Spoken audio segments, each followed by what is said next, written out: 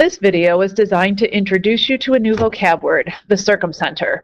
In order to describe the circumcenter, we're going to take a look at some old and familiar favorites, such as the perpendicular bisector. In the directions on this page, it says to use your compass and straight edge to construct the perpendicular bisector of each side of the triangle below. Do this carefully and with precision. So of course you need your compass and straight edge in order to successfully complete this video. If you don't have them handy, go ahead and dig them out of your backpack right now.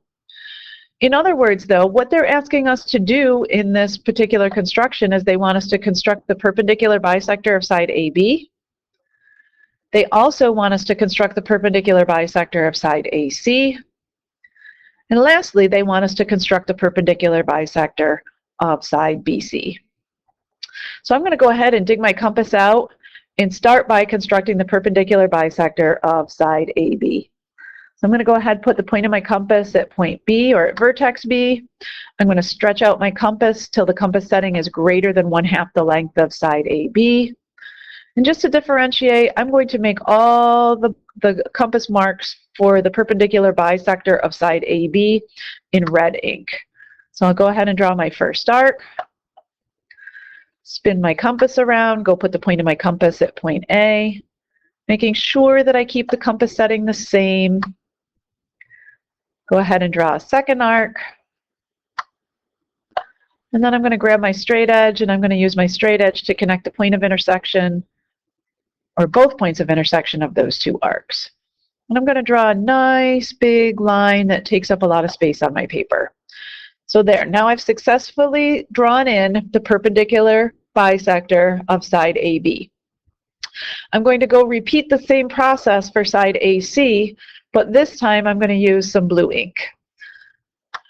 Since the point of my compass is already on vertex A, I'll go ahead and draw a nice big arc. Use that same compass setting, but now put the point of my compass at point C. Draw a second nice big arc. And again, grab my straight edge. And you want to draw a nice big perpendicular bisector. So one that fills the whole page. Excellent. So now we've got two good looking perpendicular bisectors on our triangle. I'm going to go ahead and switch my ink color. I think for segment or side BC, I'm going to go for green. And for this one, I know I really have to stretch out my compass. But there's my nice arc from vertex C. I'll spin my compass around and go put the point of my compass now on vertex B and do the same thing. And at this point, I'm done with my compass, so I'm going to go ahead and get rid of it. And then lastly, go ahead and use your straight edge in order to connect the points of intersection of those two green arcs.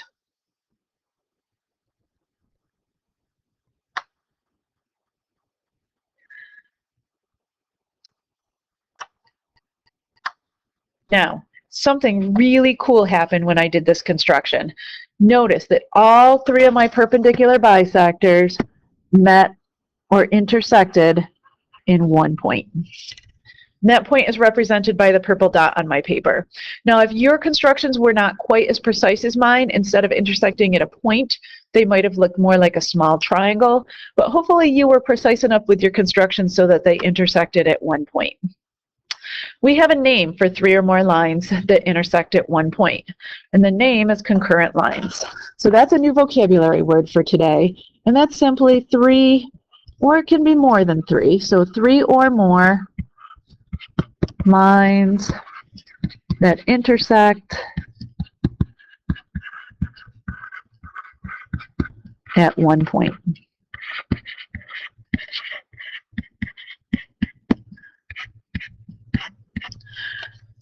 That point where the three or more lines intersect is known as the point of concurrency.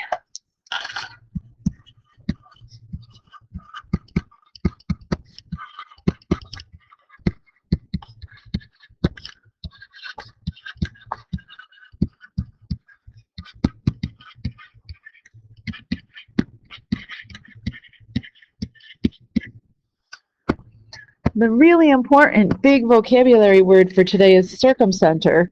The circumcenter of a triangle is going to be the point of concurrency of the three perpendicular bisectors of the sides of a triangle. So I'm going to say the point where the three perpendicular bisectors of a triangle intersect. All right, the circumcenter is awesome. It's amazing. And here's what's so cool and amazing from it. It just so happens that the circumcenter is equidistant from each vertex.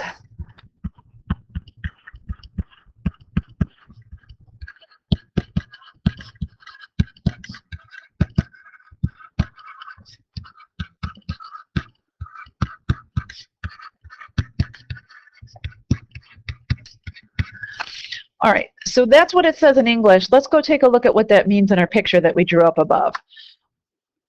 In the picture, I'm going to go ahead and label my circumcenter point D.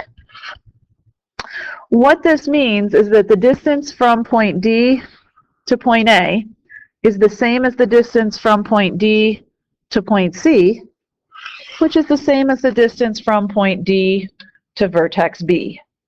So I'm going to run down to the bottom of the page and label that real quick. We said the distance from D to point A was the same as the distance from point D to vertex B, which is the same as the distance from point D to vertex C. And what is really, truly, awesomely amazing about this is that we can now grab our compass again and we can create or we can construct what's known as the circumscribed circle of this triangle. In order to do that, I'm going to go ahead and grab my compass, and I'm going to put the point of my compass on point D, my circumcenter. I'm going to open up my compass and measure the distance from my circumcenter to any one vertex. And it really doesn't matter whether you pick vertex A, vertex B, or vertex C, because the distance from the circumcenter to each of those vertices is exactly equal. And once you've measured, you can go ahead and swing your compass around, and you can create or you can construct the perfect circle that passes through exactly each and every one of those vertices. And that purple circle would be known as the circumscribed circle of triangle ABC. So again, a nice little integration of art together with your math using your compass. I think this is a really, really cool idea in geometry. At this point, if you have any questions, please feel free to jot them down in the margin right now. But other than that, I am done for this page in your notes. Get ready to practice some ideas surrounding the circumcenter the next time that you come back to class.